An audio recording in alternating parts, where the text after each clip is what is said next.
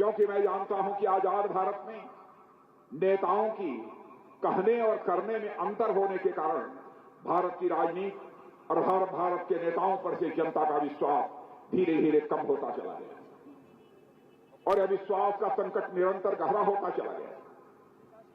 लेकिन भारत की राजनीति में पैदा हुए इस विश्वास के संकट को भारतीय जनता पार्टी ने चुनौती के रूप में स्वीकार किया है बहनों भाइयों, और हम जनता को आश्वस्त करना चाहते हैं, जो कहा था वह किया, जो कहेंगे वही करेंगे, एक इंच भी हम उससे विचलित नहीं होंगे। पार्टी में रहने वाले 1, 2, 4, 10, 150 व्यक्ति गड़बड़ हो सकते हैं, लेकिन हमारी पार्टी कभी गड़बड़ नहीं हो सकती बहनों भाई, क्योंकि भारतीय जनता पार्टी एक ऐसी राजनीतिक पार्टी है जिसकी एक विचारधारा है, जिसका एक दर्शन है, जिसका एक कार्यक्रम है। हम उसी आधार पर चलते हैं। व्यक्ति बदल सकते हैं, लेकिन हमारा रास्ता नहीं बदलता है, हमारी दिशा नहीं बदलती है, हमारी दृष्टि नहीं बदलती है। यह भारतीय जनता पार्टी का चरित्र है। और इतना ही नहीं, जहां जहां भी हमारी सरकारें रही, हमारी सरकार जनता के प्रति कितनी संवेदनशील रही है बतलाने की आवश्यकता नहीं है। आप सभी को इस बात का एहसास होगा, और मैं आप लोगों से यही कहना चाहता हूं, हमारी कोई भी बात गलत हो तो मेरे बहनों भाइयों ताली मत बजाइएगा, क्योंकि मैंने जिंदगी में राजनीति की है तो जनता की आंखों में धूल झोंक कर राजनीति नहीं की है, जनता की आंखों में आंख डालकर राजनीति की है। इसलिए मैं आपसे कहना चाहता हूं,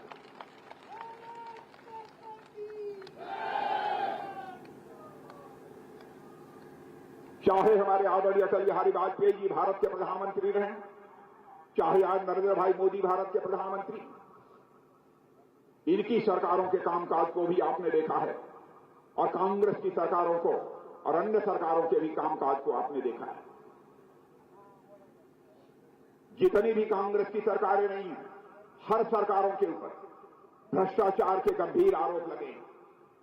यहां तक कि 1-2 बार तो कांग्रेस की हुकूमत में मंत्रियों को भ्रष्टाचार के आरोप में जेल जाना पड़ा। लेकिन बहनों भाइयों, हमारी सरकार, चाहे अटल जी की हो अथवा मोदी जी की, भारत ही नहीं दुनिया का कोई व्यक्ति उंगली उठाकर नहीं कह सकता किसी मंत्री के ऊपर कोई भ्रष्टाचार की दाग लगी है, नहीं कह सकते। हमारे यहां किसी को जेल जाने की जरूरत नहीं, उनके यहां लोग जेल जाते हैं। भ्रष्टाचार के बारे में मैं यह दावा नहीं करता। उत्तराखंड में हमारी सरकार आ गई और नीचे एकदम बिल्कुल भ्रष्टाचार समाप्त हो गया, यह मैं दावा नहीं करना चाहता। लेकिन हां, मैं यह कहूंगा, व्यवस्था में परिवर्तन लाकर, सिस्टम में परिवर्तन लाकर हम लोगों ने धीरे धीरे भ्रष्टाचार पर चोट मारना प्रारंभ किया।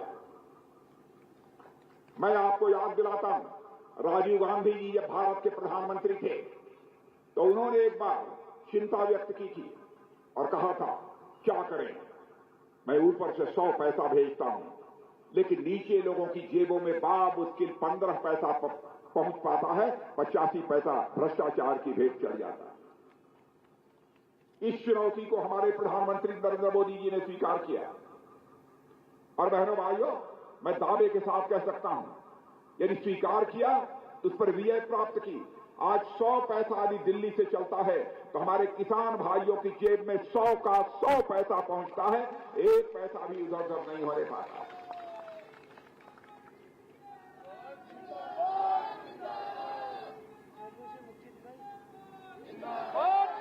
सिस्टम में बदलाव लाकर व्यवस्था में परिवर्तन करके भ्रष्टाचार पर अंकुश रोका जा सकता है, लगाया जा सकता है। वह हमारी सरकार ने करना प्रारंभ किया है।